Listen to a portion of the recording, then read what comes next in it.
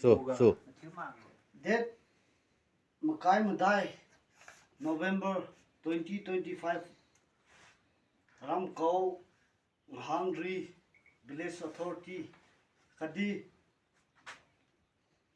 Village Elder Mai, Arong Luja, Tanmibo, January 2025 night, Good News Mission Good Document Pakyang Nansi, Ruthon Mi Boy, Tuza declare Kami Boy, Judy, affidavit land donation agreement did Hashi, Ruthon Mark Bandi Vizagna, Tanai, Aliu emergency meeting, present member my Matthew Songa, have affidavit Hashi, Ruthon Kai.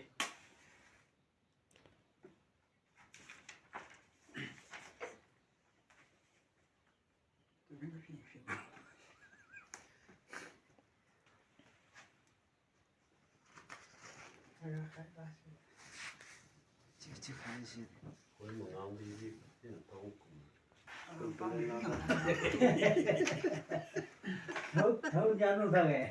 Thâu nhà nó mua nào.